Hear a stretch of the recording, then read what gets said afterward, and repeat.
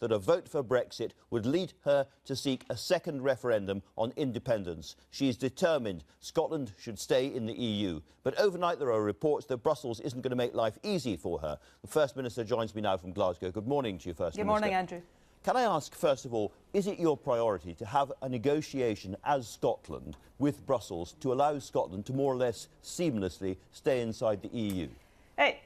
My short answer to that is yes, but let me perhaps expand on the position that I find myself in. You know, the first thing I should say is I didn't want to be in this position this weekend. I hoped very much and campaigned to help persuade people across the UK to stay in the EU, but obviously people in England have voted differently to people in Scotland. Scotland voted overwhelmingly to remain a member of the European Union. So, you know, my challenge now as First Minister is to work out how I best protect Scotland's interests, how I try to prevent us being taken out of the EU against our will, with all of the deeply damaging and painful consequences that that will entail. Now, you know, independence is not my starting point in this. Protecting Scotland's interest is my starting point. But if it is the case that looking again at the question of independence becomes the only way in which we can protect Scotland's interests, then that is a debate and a conversation and a decision that the people of Scotland have a right to take over the next period. But in all of this, it's about protecting Scotland's interests. And the last point I would make is this. If we do find ourselves in the position of looking again at the independence question, this is not going to be a rerun of the 2014 referendum. The context and the circumstances have changed dramatically. The UK that Scotland voted to remain within in 2014 doesn't exist anymore. And this is a case of how do we best protect the stability and the interests of Scotland. So you would like to be Prime Minister of an independent country, but you're First Minister of a country that is not independent. So how can you lead a delegation, as it were, to Brussels and argue for Scotland's interests while Scotland is still inside the UK? The reality is, can you do Andrew, that? well, I'm certainly going to seek to do that. The reality is we're in unprecedented territory here. You know, I've heard people over the last couple of days talk about the rules that will apply to the Article 50 process.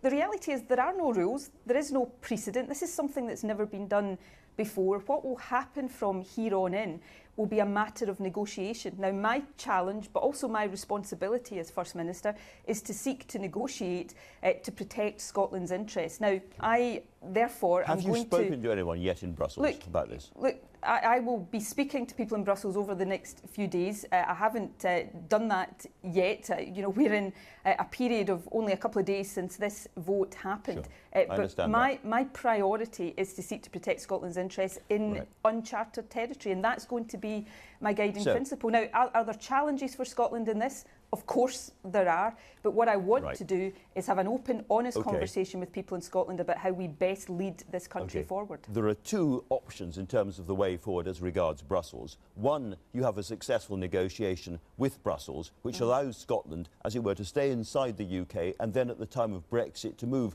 more or less seamlessly back into the EU. That's option one. That seems to be being turned down by people in Brussels today. If they turn it down, then you have to go into the queue to join as a new independent country. Which would you prefer? Look, there are a number of options that are potentially open here. I'm not going to be rushed into saying this is the best option or that's the best option. I don't think it is the case to say that anybody in Brussels has turned anything down. If you're talking about a story in the Mail on Sunday today, I don't think it will surprise anybody in Scotland to see the Mail on Sunday pour cold water on our democratic aspirations. It's what they do. But the substance of that story goes back to the point I made earlier on, appears to be, you know, here are the rules that will apply with the Article 50 process. There are no rules, there is no precedent. So my job over the coming days, weeks and months is to get in there and to seek to discuss and negotiate the best way forward for Scotland. And I'm going to do that in a way that, as far as possible, tries to unify people in Scotland behind what is in our best interests. You are still part of the UK at the moment. There are suggestions from the Leave campaigners that they want Scotland and Wales and Northern Ireland to be part of the UK-wide delegation to go to Brussels to discuss the terms of exit. Would you be part of that, or would you think that was ridiculous? I will do everything to protect Scotland's interests, but let me be clear, Scotland voted to stay in the European Union. We made it very clear. You know, more than 60% of people across Scotland voted to stay. Every single local authority area in Scotland voted to stay. It was overwhelming, it was emphatic. So, of course, in every eventuality, my priority is to protect Scotland's interests, but my starting point here is to protect Scotland's interests within the European Union, because this is not just a matter of principle. What is going to happen? No, this is important. What's going to happen with the UK is that there are going to be deeply damaging and painful consequences of the process of trying to extricate the UK from the EU. I want to try and protect Scotland from that. I don't want to see the damage done to our economy, to our society, to our culture, to our place in the world that will come from this. My job is to try to protect us from that. Back at the time of the 2014 referendum, one of the problems the Yes campaign had was over the currency. Presumably that is now, that you can't share the pound with a UK that's outside the EU while being in the EU. You would have to go for the euro now, wouldn't you? No, I don't think that's the case, but let me try and take this step by step. Firstly, and this comes back to the point I made, we're in very different circumstances to those that pertained in 2014. And one of the important differences is, in a sense, and I know this might initially sound a bit odd, but this would not be a decision about Scotland leaving anywhere. This would actually be a decision about Scotland staying, and therefore the moral argument about us retaining the current terms that we have would be even stronger than in 2014. But the second point is this. Coming back to the currency, if you wouldn't mind. Well, okay.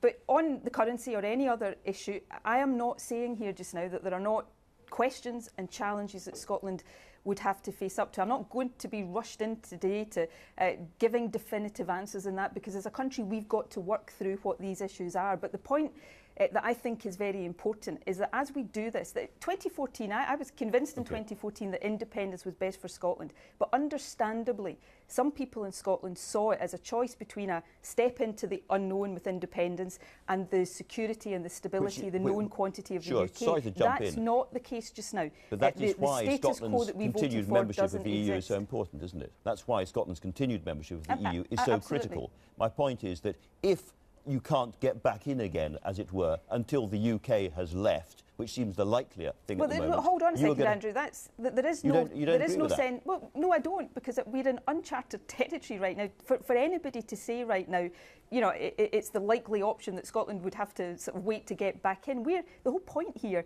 is that our argument is that we don't want to leave. It's not that we want to leave and get back in. We want to stay. So you need that voice to be heard while you are still part of the UK. How do you go about doing that? Have you assembled a delegation to go there? Have you got any timetable? Who do you intend to speak to? Well, I intend to. I've set this out. The Scottish Cabinet met yesterday, and again, in what I'm saying here, I'm not suggesting for a second that the path ahead is without complexity or it's easy. The Scottish Cabinet has decided and made very clear that in the days, weeks and months to come, we are going to seek discussions with the European Union institutions, with other member states, to explore all options for giving effect to the democratic will of the Scottish people. That's how I'm going to proceed. And my guiding principle is the best interests of Scotland and protecting what Scotland voted for.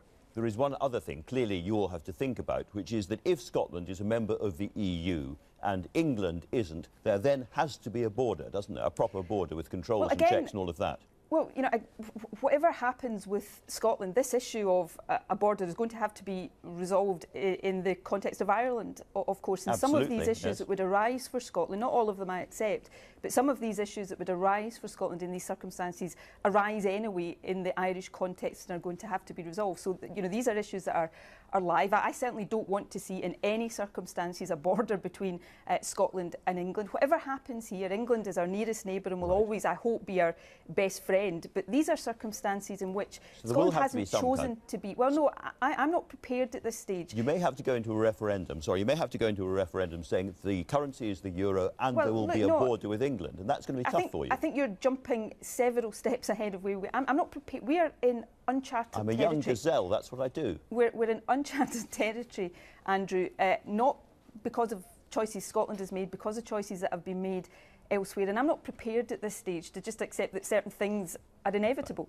I have a job to do to protect Scotland and to negotiate the best way forward for Scotland. Now, I look on at what's happening in Westminster just now with a sense of utter despair on behalf of people across England and other parts of the UK as that vacuum of leadership, both in the Tories and Labour, develops. But what I'm absolutely clear about, there's no vacuum of leadership in Scotland. As First Minister, I'm going to do everything I possibly can to prevent Scotland being taken out of the European Union, because the consequences of allowing us to be so will be devastating. We're now out of time. I want you to answer this question, if you wouldn't mind, very, very quickly. We're going to get a new Conservative Prime Minister. What happens if that Prime Minister says to you, Nicola Sturgeon, you had a referendum in 2014, I will not allow you to have another one now?